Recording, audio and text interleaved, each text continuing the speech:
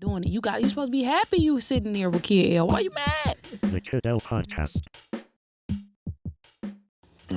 12 Mile Cows. Mr. L, what up, though? Me and you met a long time ago. Yeah, it's been a minute now, for real. Watching the growth, man, watching your visual production just get wilder, staying modern, staying hip.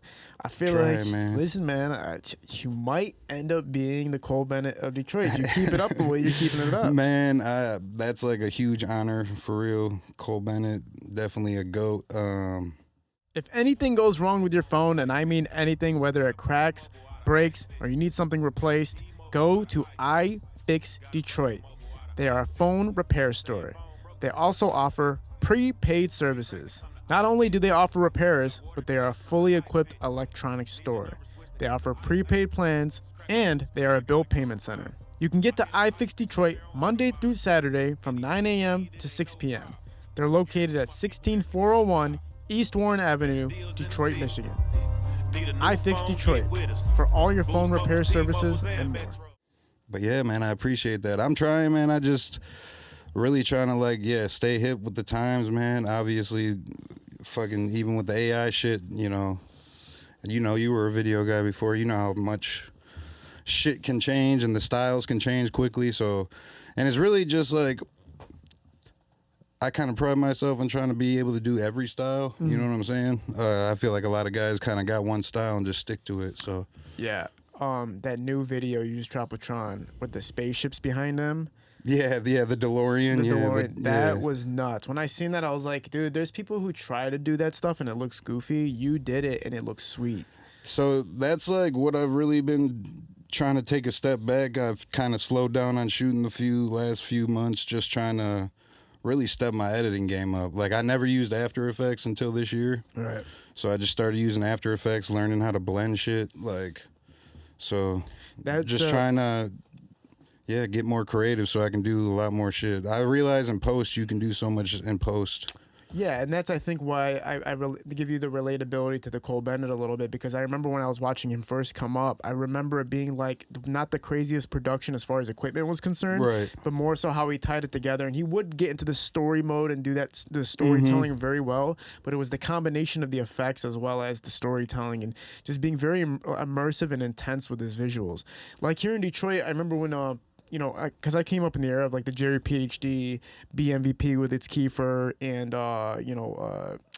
my guy disappeared for a minute, Hustleberry Finn. Yeah, he was like all those guys you just named. Like when I got into the game, all dudes I look up to, probably still look up to. Kiefer, definitely like a GOAT to me. Right, and then CT and the Lace visuals, they hit up and they got that real street vibe nailed down, right? So we had all these different flavors, and people would say like, "Who's the best video director?" And then they would give it up to Jerry PhD, which he does shoot fire visuals, but nobody really used like the intricate editing styles. It's more from like LA style, and I think that's what you're incorporating and working out now.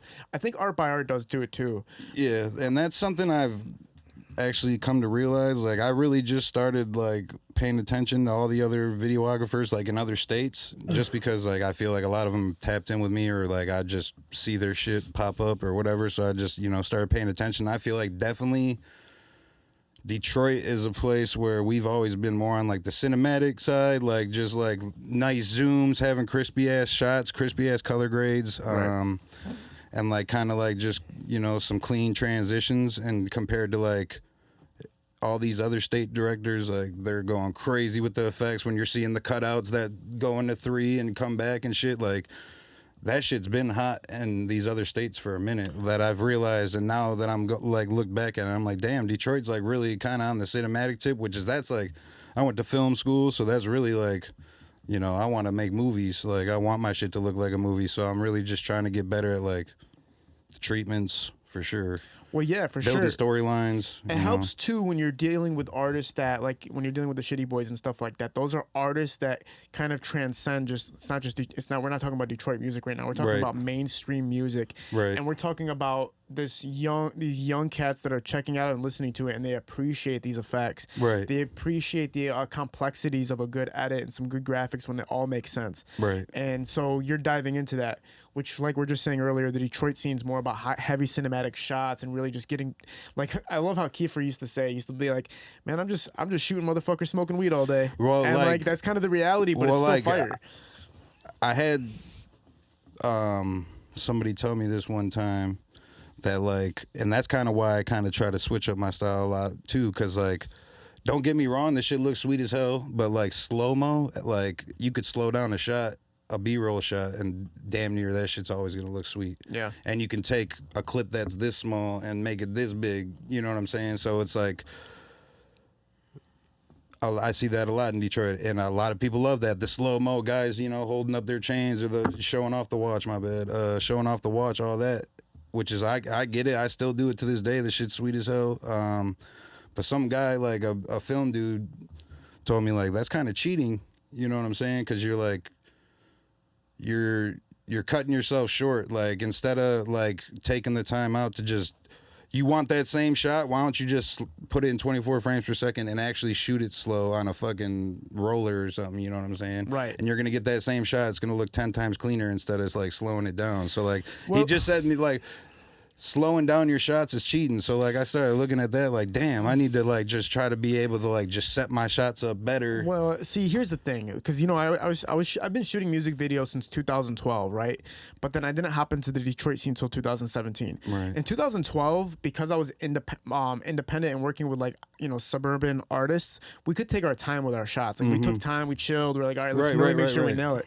Once I hit 2017 with Detroit, I was like, we're walking here and we're walking there. Whatever you get in between that time is what's going to be on the screen. I mean, I kind of, like, still base my shit off that too. Like, running gun. Running gun. Like, if you pay for the running gun price, like, I'm not gonna be on set for 8 hours. Like, bro, you're gonna get an hour of my time, and I might put, you know, and that's one thing I always can say too, is that I don't do is, like, my edits, I always try to give, like, the best I can. Like, you might not get my crazy ass effects like I do for Tron and shit like that, because, like, obviously I put a heck of a lot of time into that shit, but, like, I'm still gonna give you, like, the best work I can give you for the price. Like, I've never I'm not gonna also, like, treat, like, because you're, like, not a big name artist, like, I'm not gonna be like, oh, I'm not gonna work that hard on his shit because he doesn't. This bitch is only gonna get 20 views. Like, to me, if you pay me, I'm gonna give you the best work, what you pay me for. Right, you know yeah. what I'm saying? So like, you go based upon people's budgets, right? Like, what's your budget for the video? Now, sometimes, obviously, when there's an anomaly, like if you're working for a major artist, you're obviously gonna put more time because that's part of your portfolio. Hundreds of thousands of people are gonna see that. That's part of your credit. Right. Which is versus somebody who's not paying you that much and they're getting like 20 views. It's like, okay, well, this isn't gonna do much for me in order for me to go all out with you and spend all this time. Right. But at the end of the day, the funny part is, even if you wanted to spend time, you can sometimes. When I used to shoot for Sada Baby, there wasn't like, hey, we're gonna, like, really take our time on this one shot. Right. And then I don't know. It was like I just, CT and Lace visuals. That's why they dominated the game, because CT and Lace understood the culture to the point where, like, they were chilling there all day and took their time. Like, I know this is gonna be sweet. I know it's gonna be sweet, and people trusted them because of that. And when you build it, see, you get to spend more time with artists when you have a reputation. Right. If you actually have a reputation, like if Cole Bennett comes in and he kicks down the door, he's like, "I'm shooting music for you, T Grizzly." T Grizzly's like, "Okay, let's pay attention to what we're doing right now." But if some guy named Cameraman Joe comes in and kicks down T Grizzly, like a lot of the T Grizzly's times, gonna be like, whatever you see me doing is what you're gonna get. All right, so just figure that out yourself. I feel like, they try to, like, I definitely feel rushed sometimes, or it's even me, like, because you know how it goes. You pull up to a shoot. All right, let's start shooting. Oh, well, can't we wait for my homeboys to pull up? They'll be here in 15 minutes. Well, an hour goes by, and it's like, well, bro, I'm trying to go to the crib, bro. I got a wife, you know what I'm saying? Like, and I always got a bunch of shit to edit, which, you know what I'm saying? So, like, and I got a full-time job, too. That's another thing, like, I guess that always, maybe kept me down, just because and I could say this, like, I don't have the fastest turnaround times, but I promise you I'm giving you fire every time. Like, I've even had guys, like, leave, like, I've had clients leave and be like, yeah, bro, you take too long on your edits, you know what I'm saying? But then they'll come back a few months later because they got a video shot with somebody else, and they're like, yeah, bro, he took just as long and that shit was garbage. And I'm like, Yeah, you got. You know what I'm saying? This So- is. I mean, the thing is that I sympathize with this generation of video directors right now, is because you guys are coming in at legitimately the worst time ever. Because you already have the market of guys that, when camera prices were affordable, became video directors instantly. Like, wait, I can buy a DSLR and a lens for $1,000. Oh, yeah. And become a music video director. Bet everybody went and did that. So you got that first core of guys that just are running off of low cost. Right. Then the next generation of camera prices are getting lower, music videos are getting bigger. There's way more artists to shoot for, right? So you can start a career with a lot of different artists. But the problem is now is you got a mix of the old cats mixed with the newer old cats, and now you got the new generation where people are shooting music videos for free. Oh, yeah. Just Well- because off the strength of the artist, like, yeah, I'm gonna go shoot a free music video for Skilla Baby. Then you get caught up in the rap of shooting music videos for everybody for free. So the guys who are charging are like, oh shit, like, So I can't even charge you anymore. I see the ins and outs. I've been going through that shit. I've been doing this probably for like I said, I graduated film school in like 2017. I think I bought my first own camera when I was like in 2018, and then I started shooting. But then in 2020, I actually got hit by a car shooting a music video. Really? And fucking I got real fucked up. Like if you guys ever see me in pictures with shorts on, I always got a knee brace and shit on, and like I got some crazy ass scars on my legs because fucking I went into a coma for Oh my God. 3 weeks. I was on a ventilator, and this is all when COVID happened. So like basically woke up out of a coma and like the world changed. So this was during a music video shoot? Yeah, I was literally like setting up my camera on the hood of a car, getting ready for a video shoot, and all the guys were standing like on this. We were about to shoot on this basketball court. On this basketball court, we were at this school. I don't even remember. It was on the east side somewhere, and I was setting my camera up on a car, and some guy pulled in the parking lot, started doing donuts and shit, and he lost control and just smacked me in between my car and his car. Oh my God. Yeah, bro, and my leg was like just dangling off, bro. Like they didn't even know if I was gonna have a leg or whatever. You went unconscious at the moment of the accident? No, so I was actually awake all the way, all the way to the hospital. So basically, I fucking got straight up and I looked down at my leg, and I blew out the main artery in this leg, dude. So I had to fucking just took my shirt off, I remember, and just tied it in a knot. And I remember everybody like ran up and they were like, "Whoa, what the fuck? What the fuck?" And like they were like, "Call 911." I'm like, "No, you guys take me to the hospital or I'm gonna die by the time this is Detroit. By the time 911 gets here, I'm dead." You know what I'm saying? Like I'm bleeding the fuck out over here. So I don't even know who it was, but fucking thank you, whoever the fuck you are, my boy. They all threw me in the back of the fucking car, and doggy got. I remember with like I was in the hospital for 3 months, bro. So like once I finally got home. And it was during COVID, so nobody could come see me and shit. You know what I'm saying? So the police were trying to come see me to see what happened the whole fucking time. Okay. And even after that, like the police came to see me and shit, and they asked me who did it. I still have no fucking clue who fucking did it. You know what I'm saying? The guy took off in the car and shit. But I was just like, they were like, "Yeah, bro, the guy that fucking threw you in the car, like they got the camera footage from like the school to like when he got me to Maross, fucking St. John Maross." He's like, "Bro, he got you there in like 6 minutes." Wow. Yeah, so like fucking thank God we were close as fuck to the hospital too. But like, yeah, seriously, man. Yeah, so like, I got to the hospital, fucking. He just dropped me off at the front. They pulled me out and pulled me in the fucking whatever. I remember I just called my girl, like, "Yeah, my fucking leg's dangling off right now." Oh my God. Yeah, they're about to put me under, you know what I'm saying? And I didn't even think it was like, when I was about to I wasn't even like freaking out that bad. Like at first I was freaking out, but then on the car ride there, like, I remember sitting in the back seat and doggy just kept saying, "Are you good? Are you good?" And I'm just sitting there thinking like, all right, I just broke my leg. My leg, it's just my leg, bro. I'm gonna be good, you know what I'm saying? Yeah. But then like I woke up fucking 3 weeks later or whatever it was, and I thought it was the next day, and my girl's like, "No, you've been out fucking," like I was like hallucinating for 3 weeks basically. Wow. Yeah, bro, like I kept on going into a coma, and then like wake up, go crazy, because like they say when you wake up out of that shit, like you fucking don't know where you're at and you go crazy. Like I was trying to fight all the nurses and shit, and then they like sedate me and put me back under, you know what I'm saying? But I remember they told me I ripped my own ventilator out. Like I woke up and fucking ripped the ventilator out of my fucking body. All types of crazy shit. So like when you see those movie scenes, people freaking out when they get Bro, out. like the that same shit is thing. real as fuck. It's called, look it up. It's called ICU Delirium. I got a hell of a fucking movie script I wrote about it, just because like the shit that I was hallucinating and like the shit that I thought was real. Like, What was happening? bro, just like I said, when I would wake up, like I literally like would be dreaming some shit. Like the nurse, like first off, I thought like the world ended because I remember it was like just hearing about like found out about COVID, and then like hearing about that shit like in my sleep. You know what I'm saying? So like hearing people, I don't know if it was that like me just like being in a coma and hearing people talk about that shit. So like I'm literally dreaming that like the world's ended. Like outside of the hospital, like there's fucking buildings on fire and shit. Like, Wow. yeah, I was just dreaming some wild ass shit. Like all type, like I got so many different like stories that like pop up in my head. Like I remember fucking one of them's like my one homeboy Laurent, fucking me and him like got into this huge fucking fight and I owed him all this money. So I remember like they had to take my phone away because I remember I was calling people, like calling Laurent and like, hey, I'm gonna get you that money or some shit like that. And I remember he called my wife and he was like, yeah, Kyle just called me like saying some crazy ass shit. I have no idea what he's talking about. And she was like, wait, what? Like, yeah, like. So when you're waking up, you're like imagining things that had happened that never happened. Basically, yeah. And like every time I'd wake up, I'd feel like, oh, like I thought like I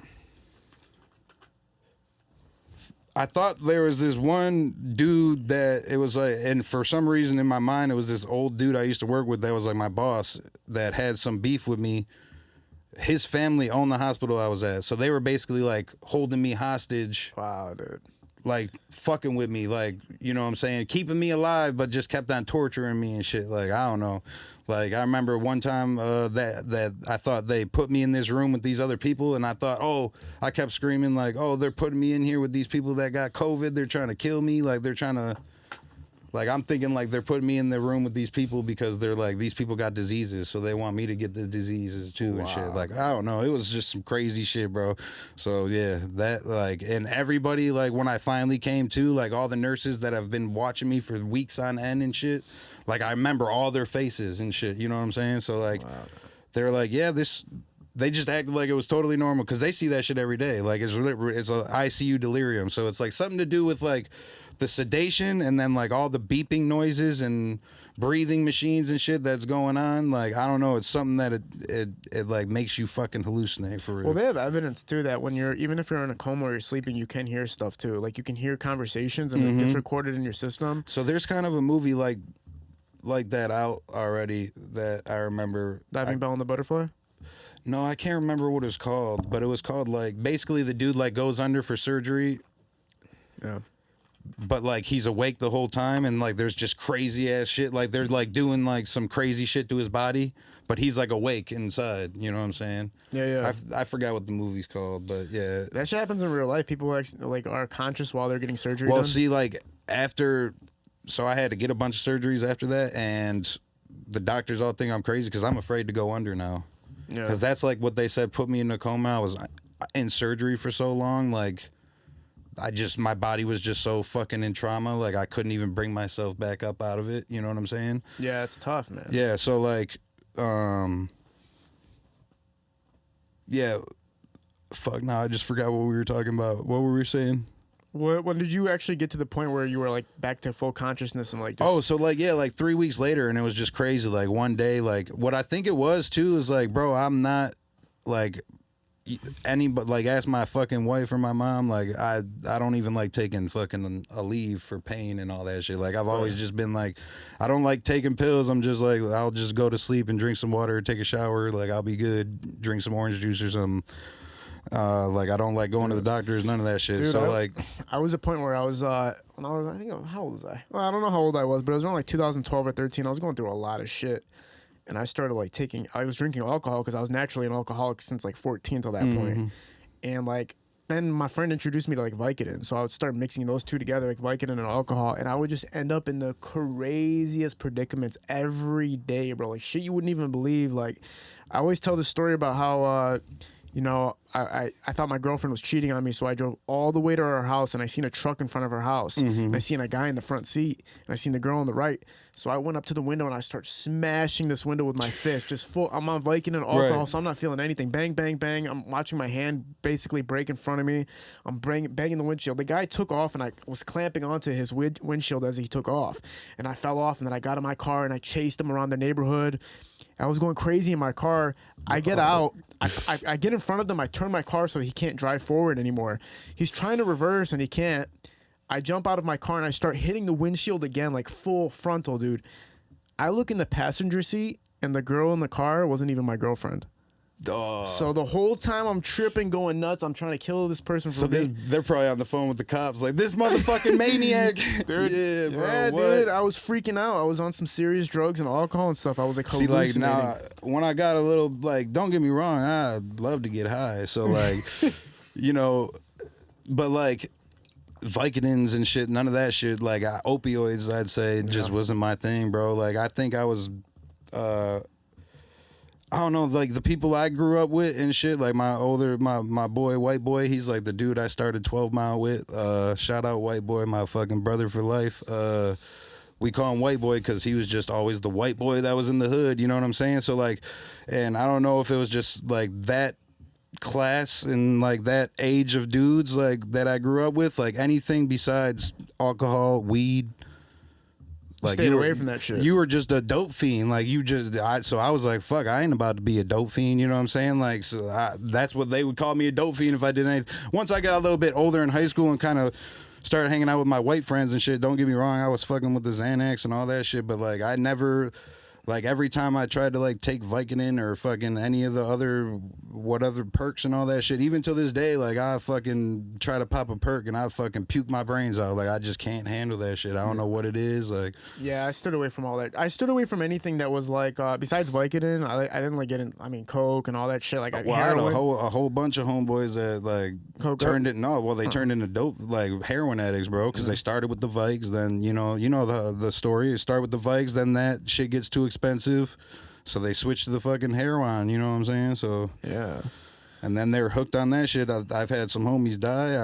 I've had some friends, thankfully, you know what I'm saying, make it out, and I know they're like doing good and shit, but I've lost a lot of friendships over that shit. So like, that was just one thing. I was like, man, I never fucking liked doing that shit. Like, I just stuck to smoking weed and fucking, you know, getting drunk. And like I said, I had my time with the Xanax, but I mean, nowadays, you know, shrooms and all that, that's cool. But, you know, it's shrooms, acid, you know, I'll indulge in a lot of shit, but it's just like.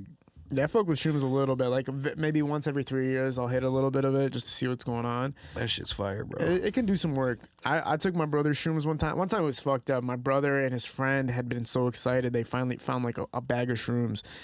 And they brought it home, and they were like, we're going to go to 7-Eleven. We'll be right back. So I was like, all right. I wasn't even hanging out with them. I was just there. I seen this bag of shrooms just chilling, and I'm like, let me just try this shit. Oh, no. I took like a fourth of their bag, or like half of their bag, and I just ate all of it. And then I just laid on the couch like, all right, let's see what happens. Dude, I started getting paranoid out of my mind. My brother came in the room and he had like a pair of scissors in his hand.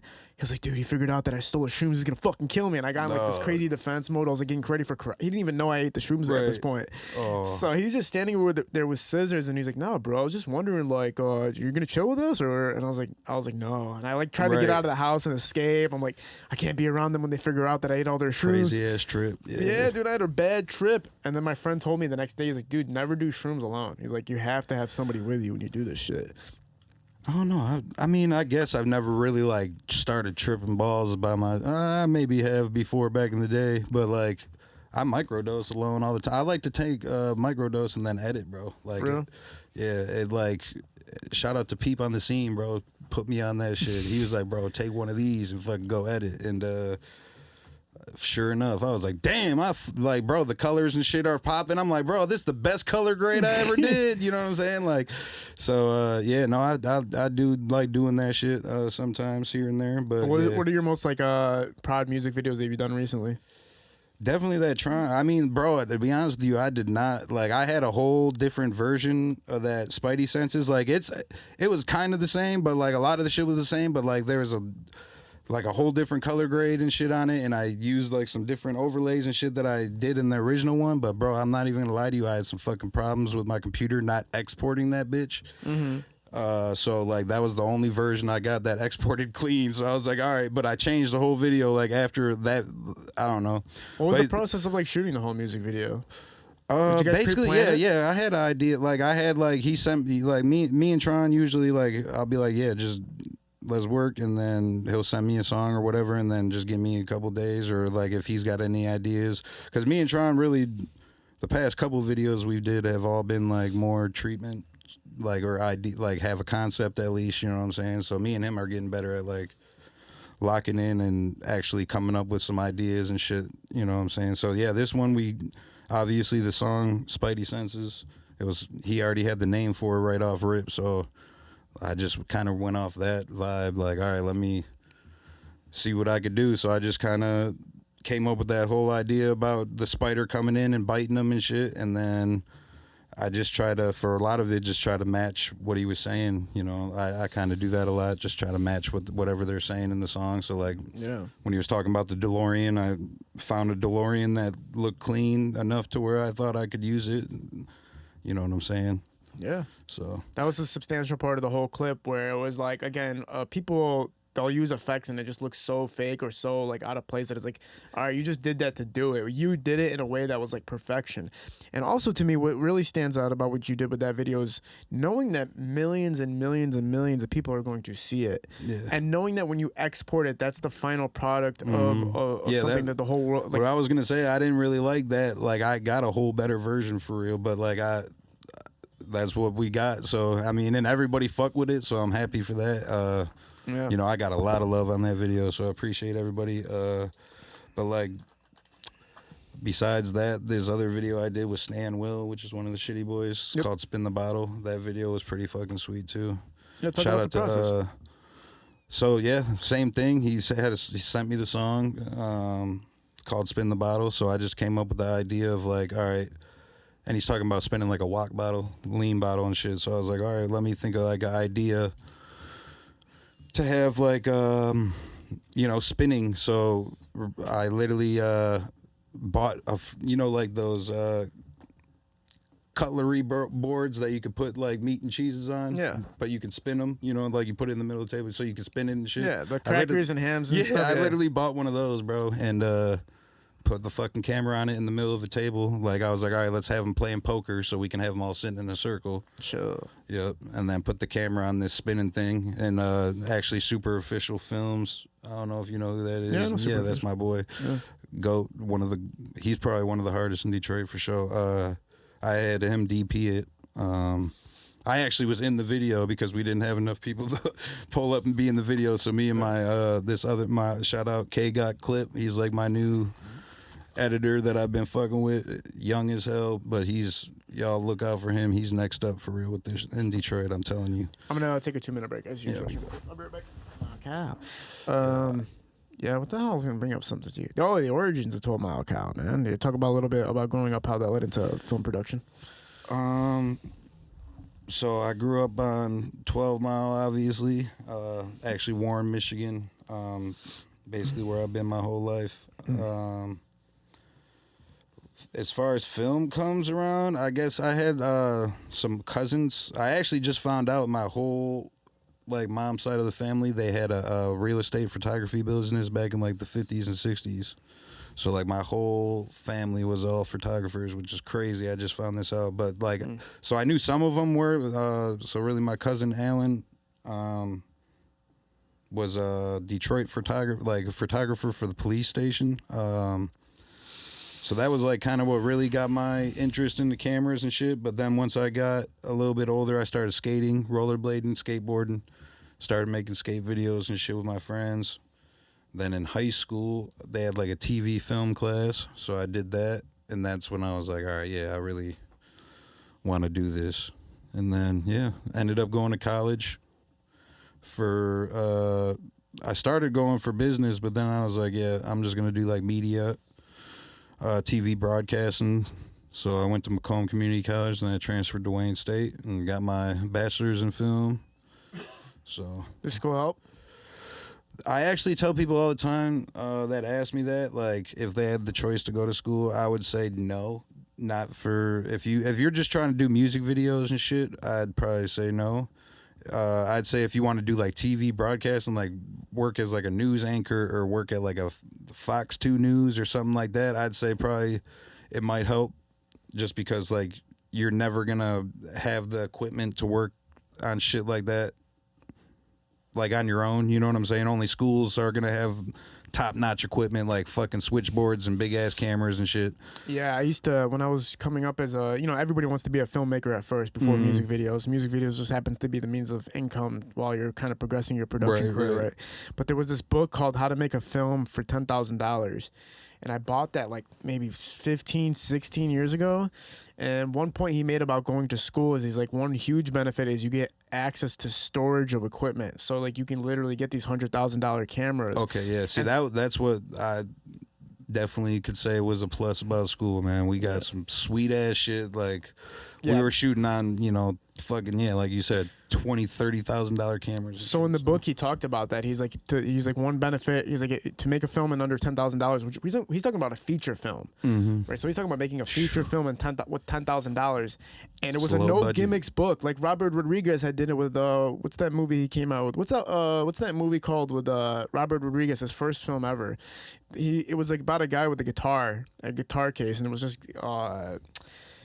You got to go watch it, but it's one of I'm sure, bro, that's one thing I can say about film school is that's what they teach you a lot about is film theory. Yeah. And like understanding how a film works and how a script's written and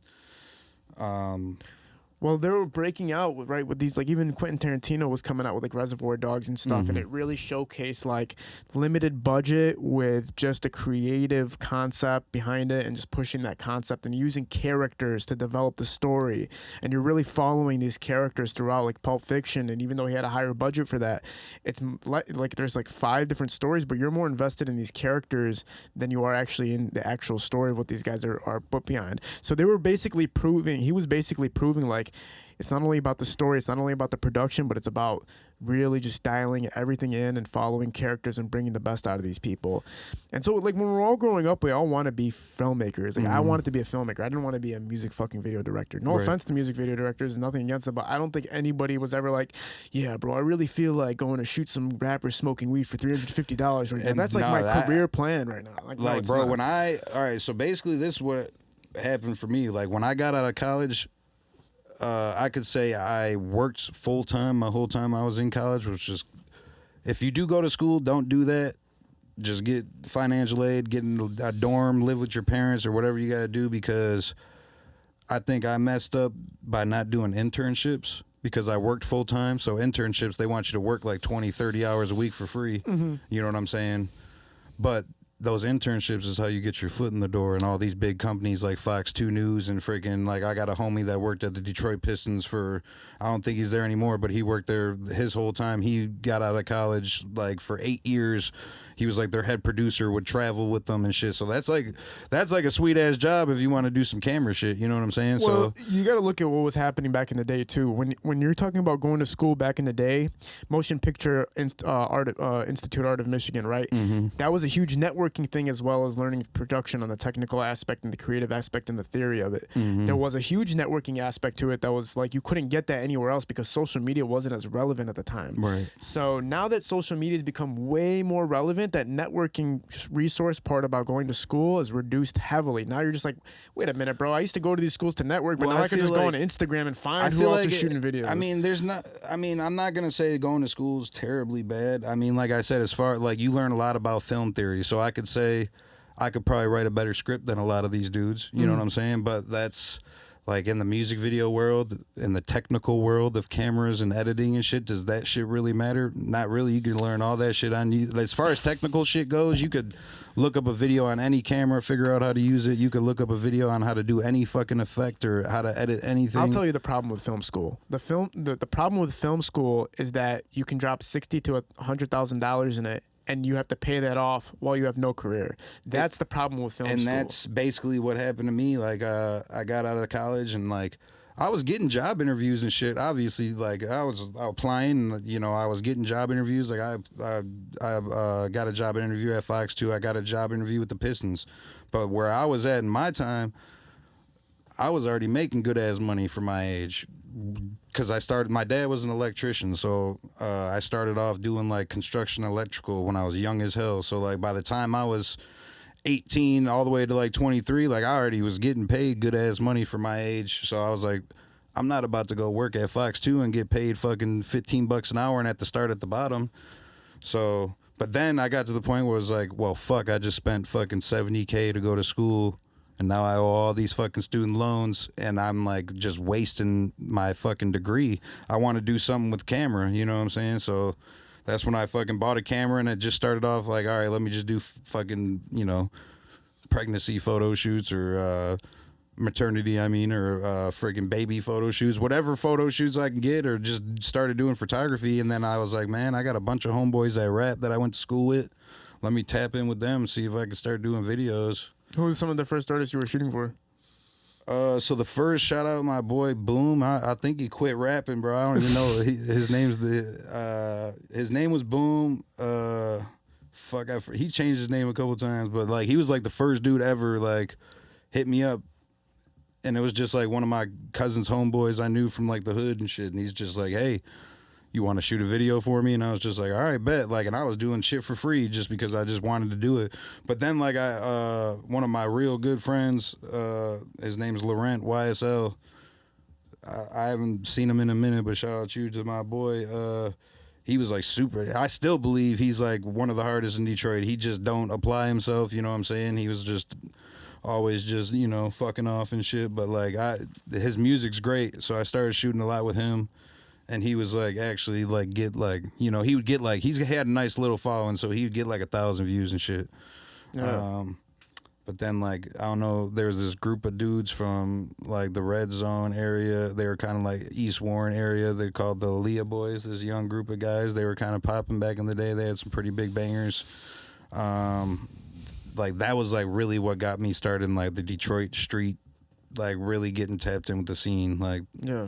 So. What was your first substantial music video where now it's like, okay, I feel like I'm entered into the Detroit scene, like I'm stamped here now? So really like Lando, shout out my boy Lando, he's really the one that like put me on for real. Like I probably wouldn't be where I'm at right now if it wasn't for him, because he, I don't know what it was, like if it was a post, like he was looking for a cameraman or something, and I remember he just hit me up one day like, your shit's hard, come up to the lab. And the rest was history. He's like, yeah, I want you to start shooting for my artist and shit. We came out with the deal, and we just locked in. So what the year first, was that? 2020, 2021. Okay, so what artist was he talking about? Shitty Boys Yeah. Okay. My Okay. first video I ever shot for Lando on the hip hop lab was BabyTron. So. Was at that time relatively he had motion, but he obviously not to the scale. Yeah, he had motion. Like I knew of a couple of his songs, like Jesus Shuttleworth, which is like still to my to me like is his biggest song ever, even though it's his like oldest song. But that was like I think the song that really put him on the map. Like he had a few big songs out and stuff, but yeah, he was nowhere close to where he is now, man. What was it like working with him in the beginning when he had motion, but he was still a young cat? I don't know. It took us. I feel like we were both kind of shy in the beginning towards each other. Like literally, like we would just land. Like in the beginning, I remember Lando would even like text. Like I'd have to text Lando like, all right, I'm at the spot, and he would text Tron and be like, all right, he's at the spot, and then Tron, like we didn't even have each other's number and shit. Oh, wow. Like, but then like then we just got more and more comfortable together, and fucking now that's my guy. Like. You know what I'm saying? Like my guy. So yeah, you guys. I mean, it's awesome to see that happen. We literally, we've been going at it for some years now. So yeah, it's awesome, man. I mean, and fuck, man, to see his growth and just to be a part of the lab, watch Lando's growth, everything just has been fucking crazy. Yeah, I mean, man. especially Lando. Lando's like historic when it comes to this shit. Like Lando's one of those guys that. Again, he helped build the media infrastructure for Detroit. If there wasn't a hip-hop lab, there would be a very lack of... I think, like, that was, like, the first, like, media platform that I was ever like put hip to when I started like doing this shit and trying to like. Well, yeah, before him, it was kind of like For Show Magazine was tapped in, right? And then when you go even before that, there was some cats doing some stuff. Like For Show Magazine was probably the biggest one that was like really gave the whole picture to everybody. Right. And then Lando tapped him. But before that, you know, you had Pirelli with 7 Mile to Belle Isle and shit. Right. And like, yeah, because I mean, I was a little bit older.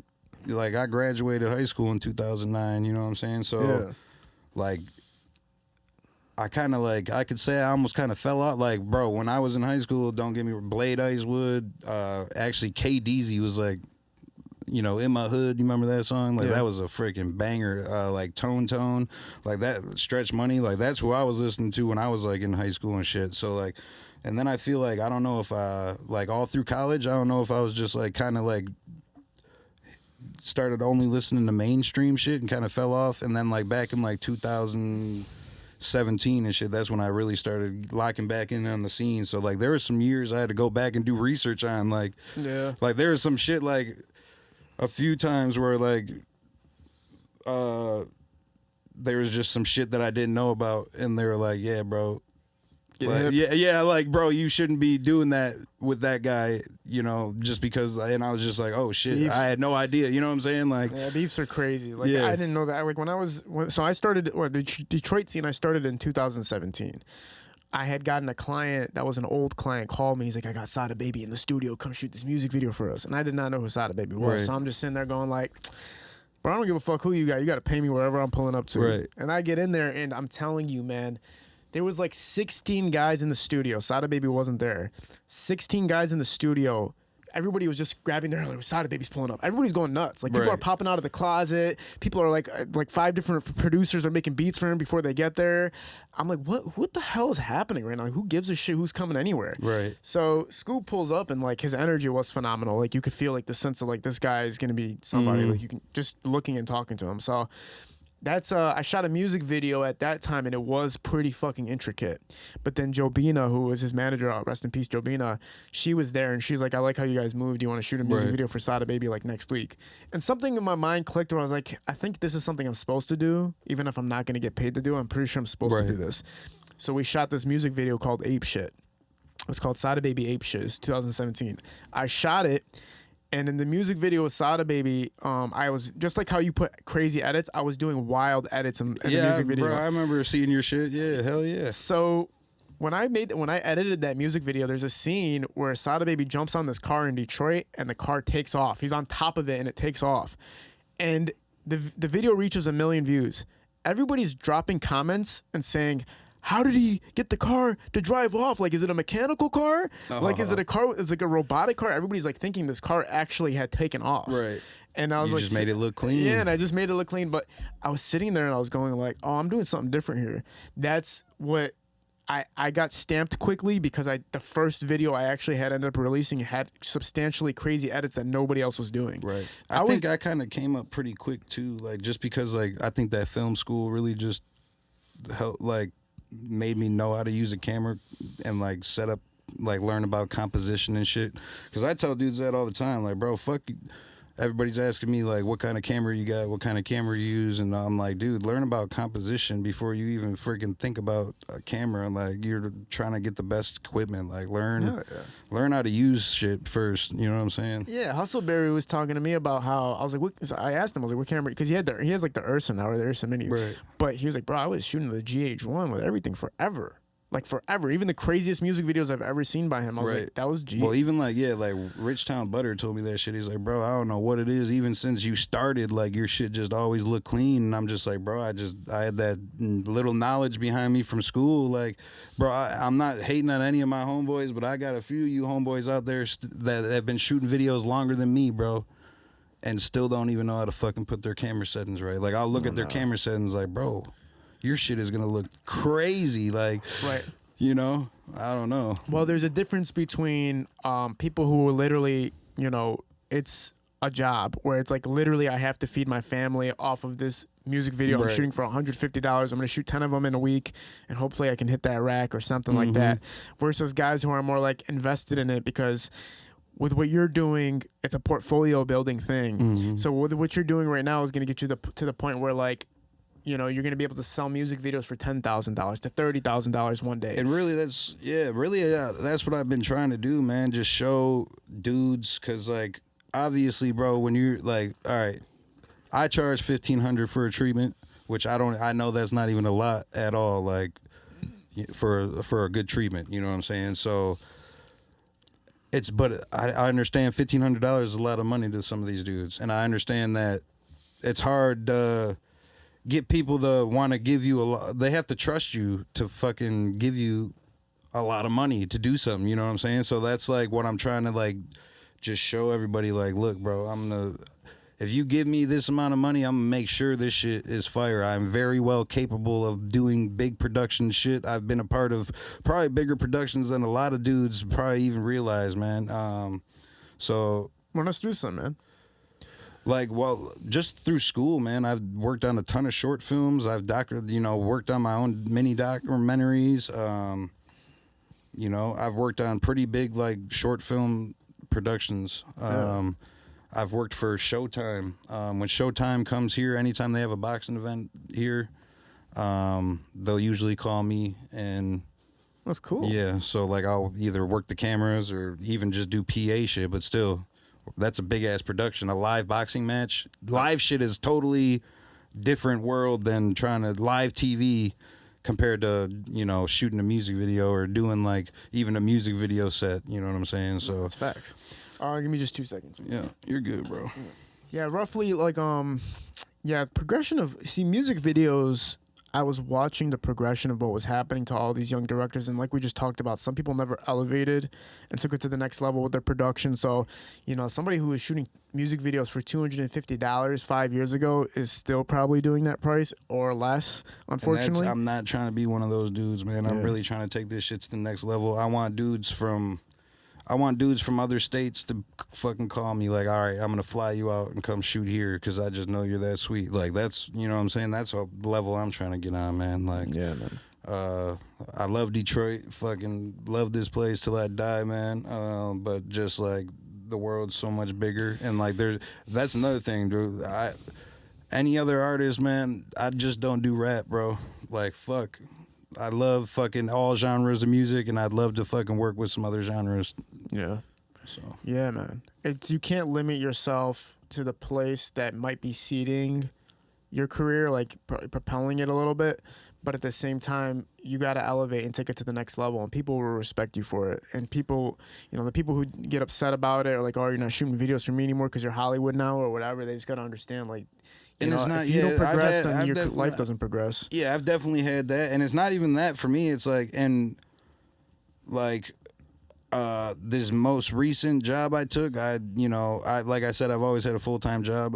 This job's full-time, but it's like, I do a lot more video shit, so I have a lot more time to do video shit on my own per se. So like, I just really want to dedicate my time into getting better and not always just like, it's about the money for me, but it's not always about the money for me, if that makes sense. I don't know. It's like, yeah, I want to get paid. Obviously, I don't want to fucking just come out and shoot $200 videos and shit, but like, well, you have to look at, like, again, how the value of your portfolio increases when you do the things that lose money.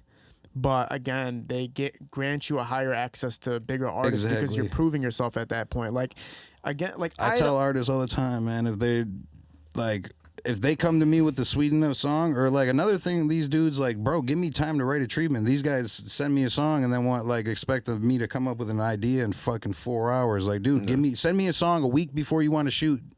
And let me put some sweet ass shit together. Yeah. If I can listen to a song for a week, like, that's why what you're doing is great. Like, if I was you, look, man, at the end of the day, a lot of people do, have to live paycheck to paycheck off of shooting music videos. But if you're fortunately not in that circumstance, then what you need to be doing is actually just shooting the best production you can almost damn near every time until you get to that level where now the mainstream's looking at you like, oh, that's the best Detroit director. And don't get me wrong, I still, like, bro, trust me, I still need my money for these videos. Like, I still eat off these videos. They still pay probably half my bills, you know what I'm saying? So don't like, it's not like I don't need the money all the time, but it's like, and don't think I was still not doing running guns. I still do running guns, but like I'm just getting more strategic with like who I want to work with, and like what I put on my page as well. Yeah. Like I used to drop every fucking video I do on my page. Like I don't do that no more. I only drop like what I feel is good enough to go on my page, or if I like it, or if the artist is cool, you know what I'm saying? So yeah, that's another thing too, because you know, one reason Jerry PhD was able to charge so much was because if he posted it on his page, you're gonna get seen big time. Like if you're shooting, if Cole Bennett's shooting a music video, it's like people are gonna watch. And that's one thing I could say too about like a lot of these guys too. Like that's one thing I ain't got. Like I know, shout out like Phil 2M Digital. Like bro, like his fucking YouTube's crazy. Like he's got a shitload of subscribers. Like I don't even know how many subscribers. I know it's over 100,000. You know what I'm saying? Like I think even Laced got fucking crazy ass numbers like that on his YouTube. So like that's something that you could offer these people on top of, you know, just shooting a music video for them. Like, look, if you post this on my YouTube, look how many subscribers I got. See, I don't have no crazy ass YouTube, so that's one thing. Like I gotta probably get better on or work out deals with artists. I always just tell artists, drop it wherever you want, bro. Well, you know, that's the essential part of it, because again, a Cole Bennett, right, is a name.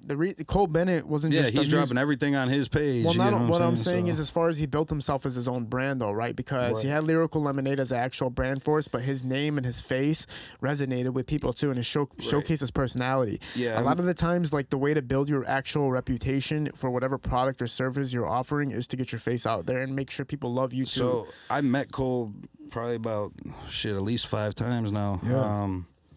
And the one conversation I did get to have with him about like the video stuff, that's what he said to me is like, make yourself less accessible.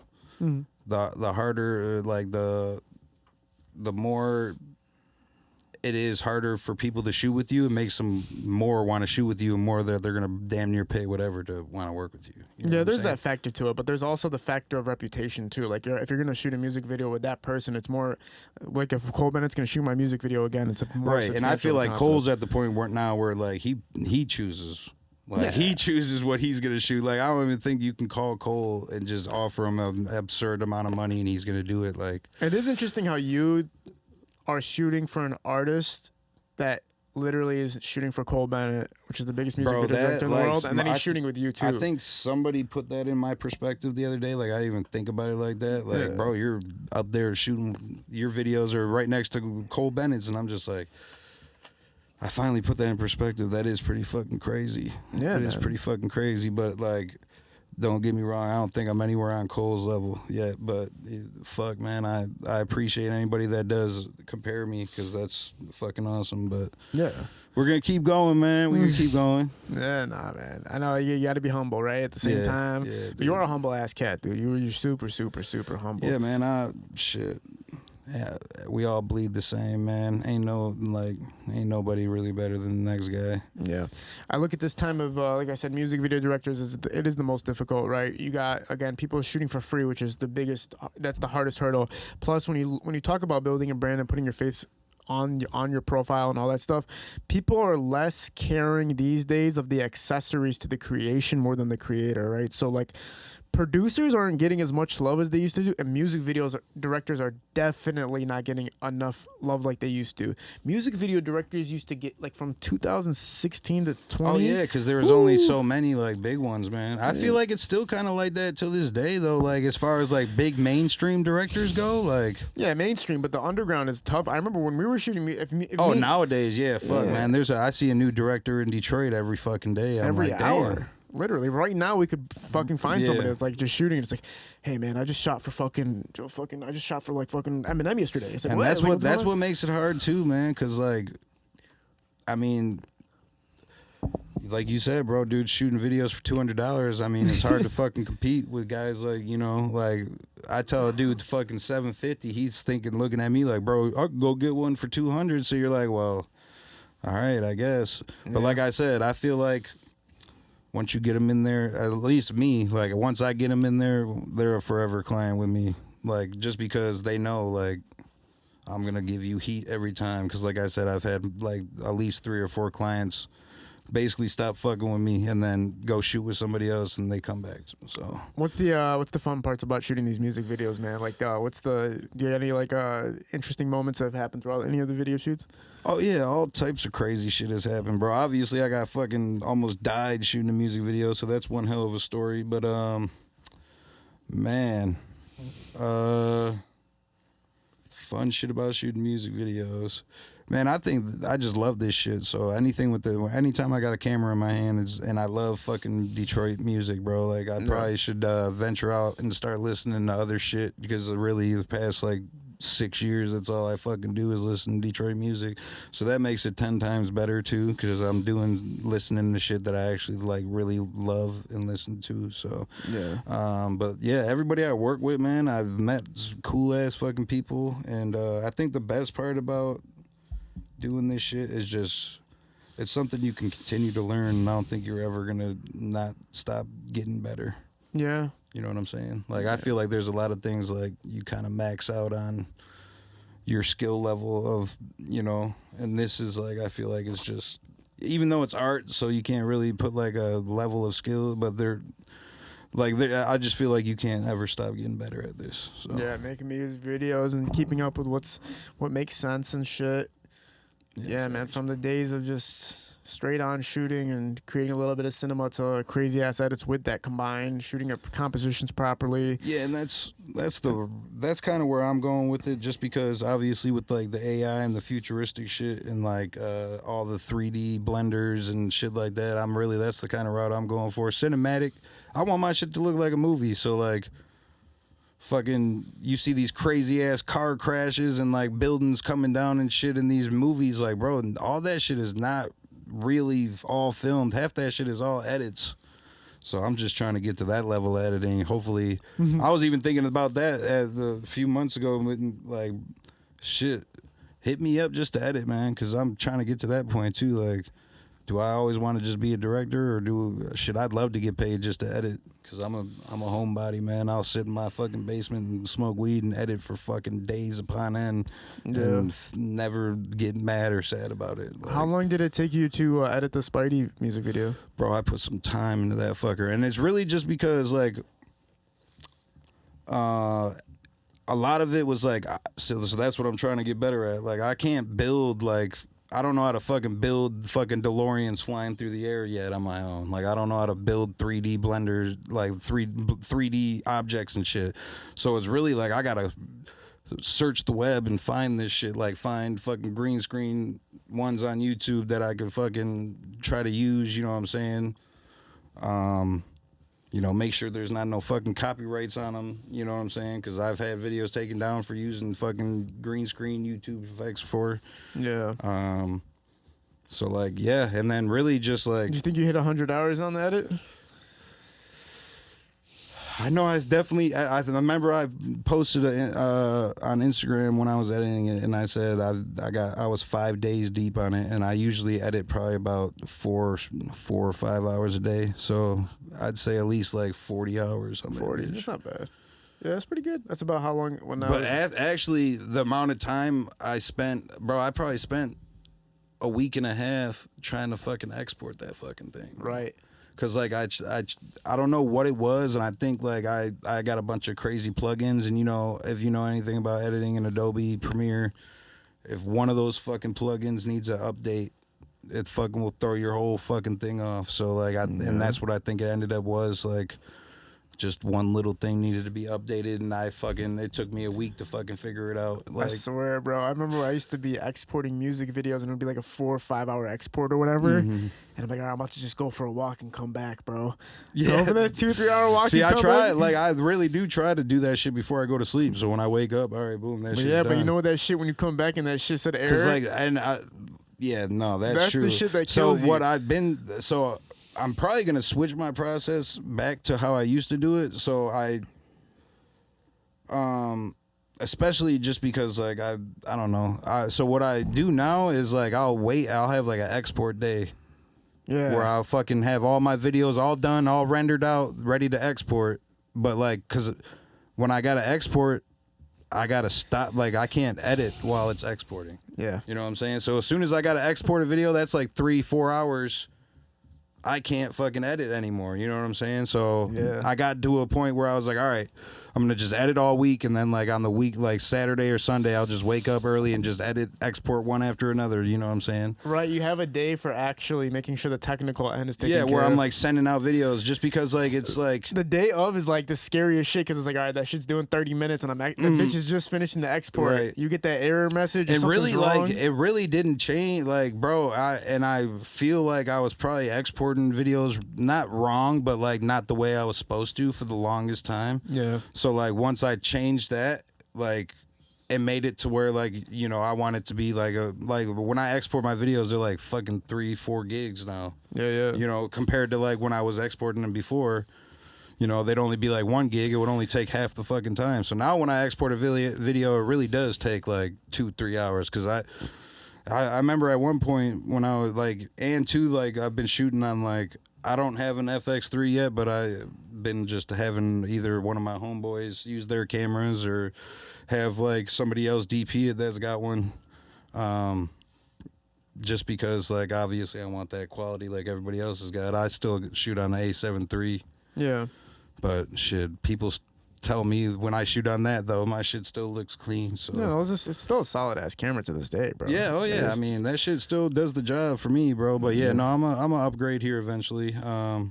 But shit, I just look at it if I can get somebody else to do it for the time being. I only do that too, like on like a real, like if I know it's a treatment video, all right, let me call a homeboy to bring out the nice camera. You know what I'm saying? So Yeah, man. Yeah. There was I had a friend that was using the red camera.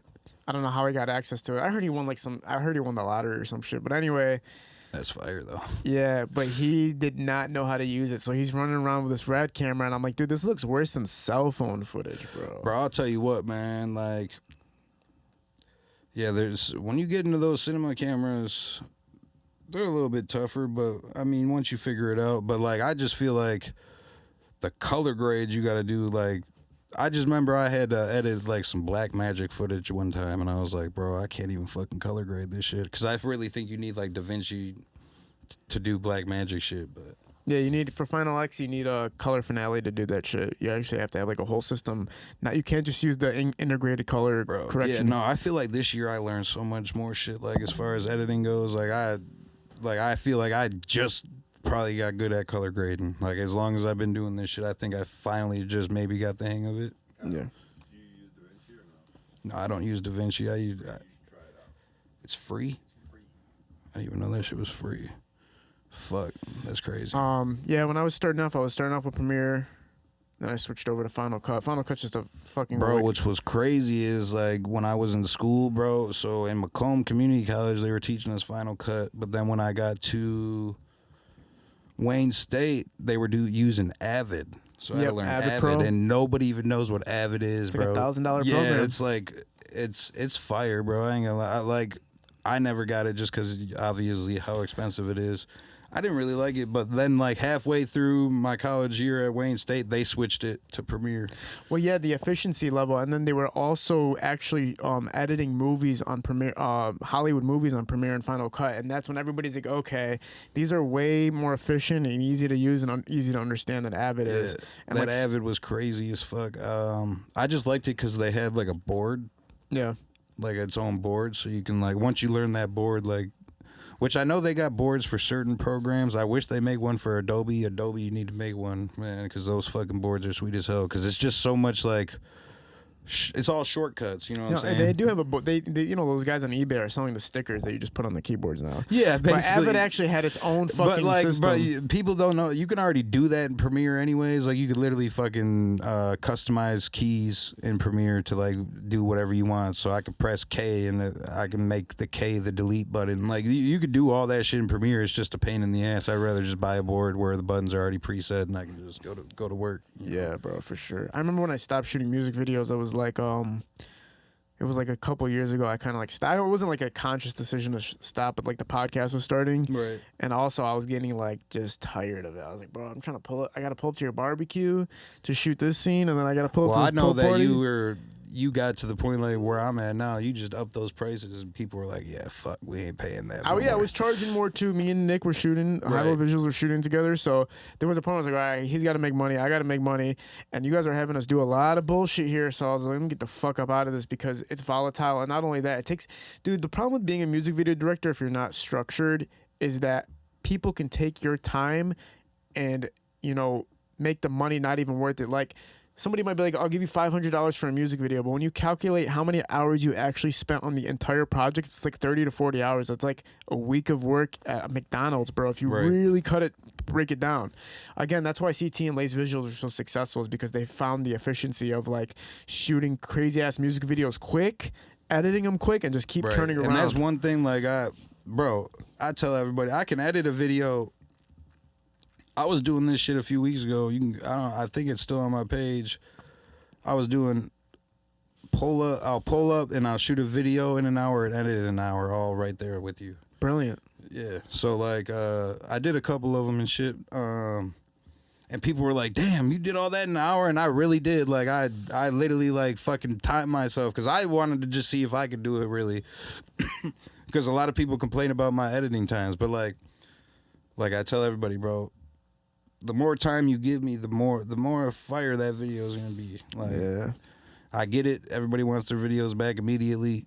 I get it, man. I'm trying. I'm really getting better. Like, I'm really trying to get better. I think I overbook myself a lot, so that's one thing. I gotta get better at that.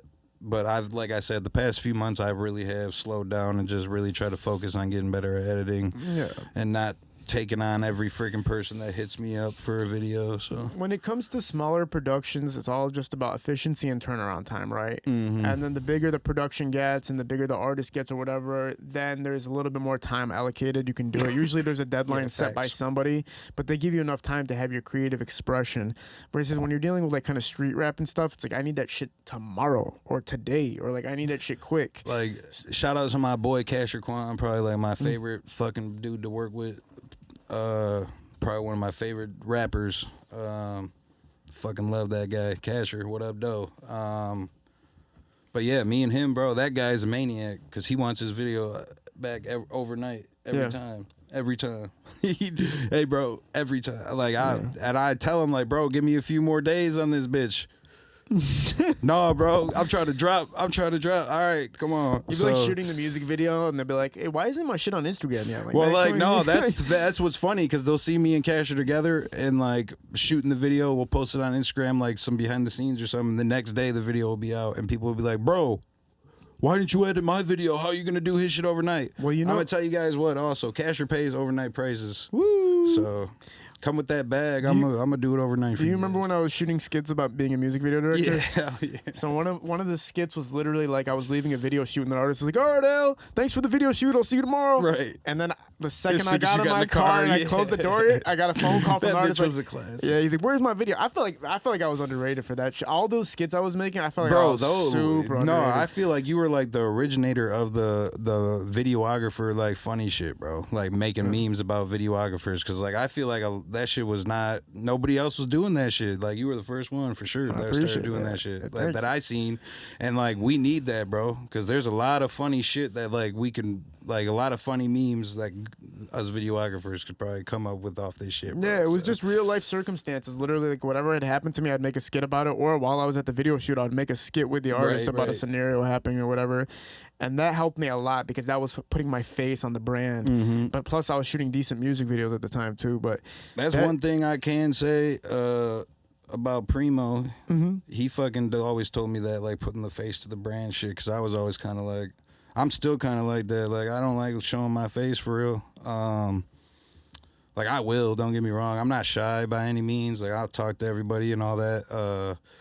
It's just, I'd rather not be seen. I chose to be behind the camera for a reason, you know. So no, you don't have to. You don't see. But like he does, like that shit definitely, like when he started telling me doing that shit. So now, like if you follow me on the gram, I'll probably post some funny shit on my story, or just like me driving in the car, dancing, doing some stupid shit. So like that shit, I feel like got me a bunch of followers though. Ever since he told me that, and I started just being more personable with the gram. You know what I'm saying? Yeah, it's hard to do stuff that's out of your character, even though it's gonna work. that's what it comes down to when you're like using social media as a way to promote yourself. It's like sometimes like, yeah, this is funny, but like, all right, but that doesn't represent me fully as who I want to be at the end of my legacy, but I'm still gonna do it because it's gonna give me 100,000. I think the point that I got off of that being more personable was, so the more, obviously you can feel like you get to know somebody off the gram if they, you know, just post and be them, you know, act like you could feel like, damn, like, you know, I've probably only met you a couple times, but I feel like I know you fucking probably way more than I do just because I see you doing all these interviews and just see you on Instagram all the time. So like, Yeah. the more personable you make yourself, it makes it more like these people, like, even though they don't really know you, it makes it seem like they know you, like so it's just more comfortable for them to reach out to want to work with you. So it's Facts. like more potential for customers, you know. So That's a great ass point. That's a great perspective for these upcoming dudes to get their face on. yeah, so like, yeah, you know, I get it. You don't always have to be on camera or whatever, but like, let them see your personality once in a while for sure. For sure. Kyle, this is fucking fun, dude. Yeah, I appreciate you, man. This was last minute, y'all. That's one thing you guys gotta know. I stay drippy. I just walked out. I was actually filming, getting some behind the scenes of him doing another podcast. So he just asked me to hop on. So I appreciate seen you, bro. I was like, I wanted to get you. You know, I've been wanting to come on for a hot minute, so I appreciate it, bro. That's it's important to hear the stories of the guys that are making these productions happening. Like I always tell people, like the reason you're seeing these music videos is because of the director. The reason you're hearing these songs is because of the producers. Right. The reason you're hearing a lot of shit and seeing a lot of shit is because everybody behind the scenes giving the resource for it to become a possibility. And that's not taking anything away from the artists. The artists are the legends in their own rights that make it happen. Yeah. But like the behind the scenes guys are really like making it happen. You know how many times I've had dudes tell me like so it'll be like, all right, so there's a rapper and then there's this dude uncle that really doesn't know shit about the rap game or nothing, but he watches the music video and now he really thinks his fucking kid's a real rapper. Right. Like, holy shit, this kid, because we make him look like that, bro. That's us. Yeah. You know what I'm saying? Like, so visuals are very, very important, man. So, yeah, people can think. And you're the famous. sound, without the sound, shout out to producers, because without them, obviously, you guys wouldn't have nothing to fucking be speaking over. So Exactly. It's all collaboration, but don't forget the is. people who are creating 70% of it sometimes. You know what I'm saying? Awesome having you on. I'll have you back again soon, man. for sure. 12 Appreciate Mile you. Cows in the building. Hilo Visual shooting these productions. We're at Parallel Sound Studio. We're out. Peace.